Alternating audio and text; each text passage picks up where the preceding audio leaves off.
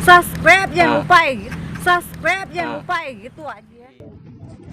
Halo guys, assalamualaikum warahmatullahi wabarakatuh. Jadi di video kali ini aku mau menceritakan keadaannya si bapaknya si Mbak Santi ya. Jadi si bapaknya Mbak Santi itu sekarang alhamdulillah udah baikan. Pas kemarin sih waktu datang ke sini ke rumah sakit, tapi alhamdulillah semalam udah dikasih obat lagi. Alhamdulillah semalam dia tidur dengan nyenyak gitu ya. Jadi alhamdulillah sekarang pun dia lagi istirahat. Mudah-mudahan esok atau lusa si bapaknya bisa cepat pulang ya.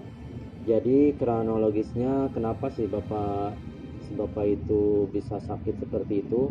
Waktu pertama sih katanya, kata anaknya itu kalau nggak salah dia itu kena musibah di tempat kerjanya. Waktu itu si bapak itu kerja di Jakarta kan, di Jakarta pas hari Kamisnya katanya dia pulang. Lepas itu hari malam Sabtu kalau nggak salah malam Sabtunya itu ada kehilangan uang di brankas tempat si bapak kerja. Jadi otomatis si bapak ke bawah-bawah. Nah lepas itu biasanya kan si bapak tidur tuh di kantor ya, di kantornya. Tapi pas kejadian itu si bapaknya itu tidak diperbolehkan untuk tidur di sana. Jadi otomatis si bapak ini kan pulang setiap malam, dan akhirnya pas malam kalau nggak salah malam Minggu atau malam Senin tuh pas pulang kerja itu dia pingsan, terjatuh di depan rumahnya itu. Nah disitulah pas pertama datangnya penyakit si bapak itu ya. Kalau nggak salah ininya pun sampai luka juga, kena tembok, dia pingsan. Terus sama anaknya itu dibawa berobat ke rumah sakit, mungkin udah 3 kali berobat ke rumah sakit, dan ini yang keempat atau kelima lah, ini yang kelima. Waktu kemarin kan kita tahu si bapaknya itu di klinik di sana dirawat 1 malam kalau nggak salah. Lepas itu dikasih rujukan ke rumah sakit yang di sini gitu. Dan alhamdulillah sekarang si bapaknya udah baikan. Mudah-mudahan esok atau lusa si bapaknya bisa pulang bisa kumpul lagi bersama keluarganya ya. Nah itulah permasalahannya kenapa si bapak sakitnya seperti itu. Mungkin dibalik itu sakitnya pun ada pikiran juga, terus stres juga ya, semacam itulah.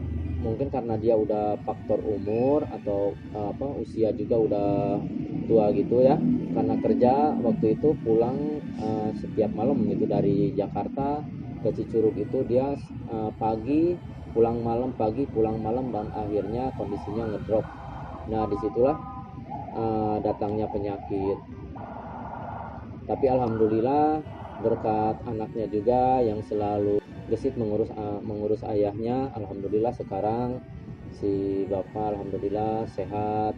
Jadi bagi kalian subscriber aku, mohon doa dan dukungannya agar si bapak ini lekas sehat ya, karena kasihan juga dia.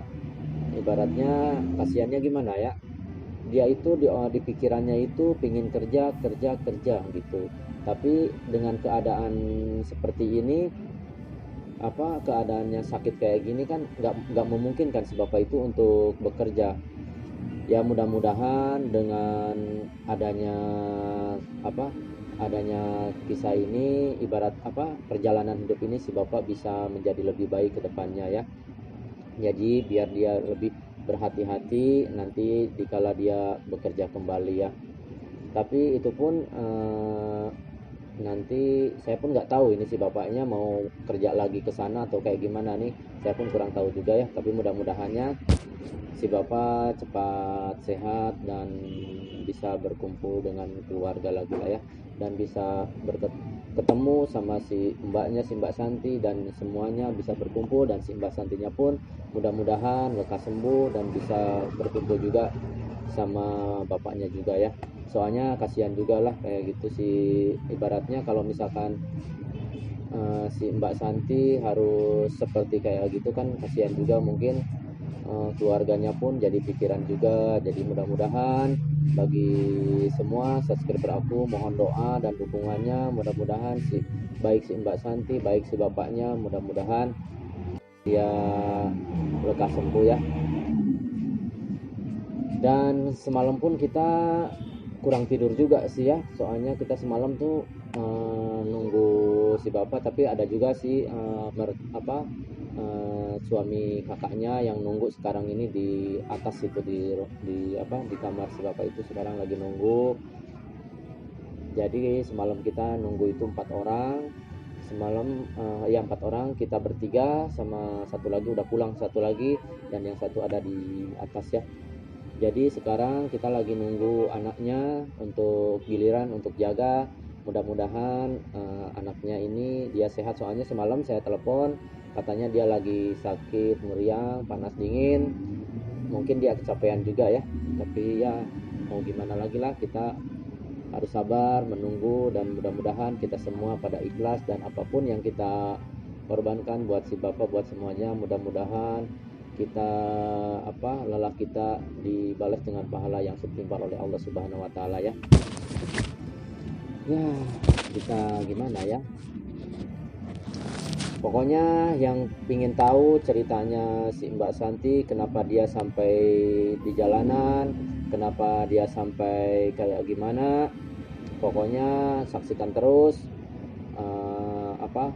ceritanya si Mbak Santi kayak gimana. Nanti kita akan, insya Allah kalau misalkan kita ada rezeki, kita mau ibaratnya bikin film pendek untuk ceritanya si Mbak Santi ya. Tapi mudah-mudahan kita ada rezeki, kita bisa untuk menceritakan kronologisnya kayak gimana gitu ya. Pokoknya seperti itulah ya. Oke, kita mau minum susu dulu, soalnya aku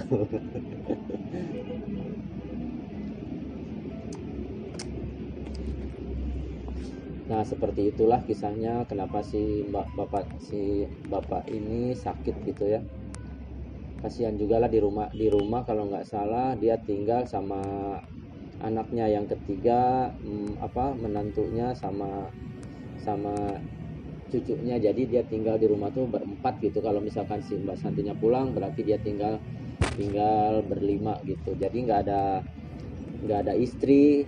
Si bapak ini kan udah nggak punya istri, jadi nggak ada yang ngurusin, ibaratnya cuma yang ngurusin itu anaknya gitu. Kalau mas perihal istrinya kenapa saya kurang tahu juga, karena soalnya saya nggak pernah nanyain istrinya di mana atau istrinya kayak gimana. Saya pun nggak pernah nanya-nanya seperti kayak gitu ya. Ya mudah-mudahan di hari Jumat ini, mudah-mudahan Allah Subhanahu wa taala memberikan kesembuhan kepada si bapak, jadi dia nggak begitu lama untuk dirawat di rumah sakit ya. Soalnya bukan masalah gimana atau apanya gitu kan ya, yang menunggunya ini kan giliran. Jadi kemungkinan anaknya pun ada kerjaan atau kayak gimana, dan kita pun sama ya. Mudah-mudahan dengan apa yang kita lakukan ini, mudah-mudahan jadi berkah, jadi pahala buat ladang kita semuanya ya. Walaupun pada kenyataannya kita bikin history di video ini bukan karena kita sok baik sok apa. Jadi mudah-mudahan video ini bisa menginspirasi kalian betapa pentingnya kita untuk menebar kebaikan kepada orang yang membutuhkan, gitu aja sih, nggak lebih itu.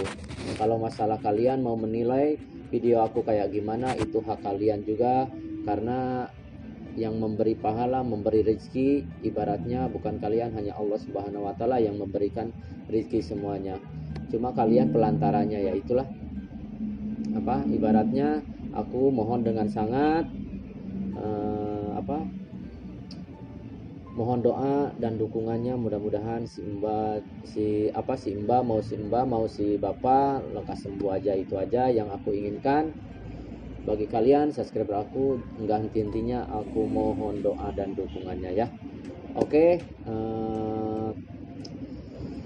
jadi cerita hari ini mudah-mudahan kalian bisa mengambil sisi baiknya dari cerita ini, dan Bagi kalian yang suka dengan video ini, jangan lupa like, komen, dan subscribe-nya ya. Oke, wassalamualaikum warahmatullahi wabarakatuh. Bye bye.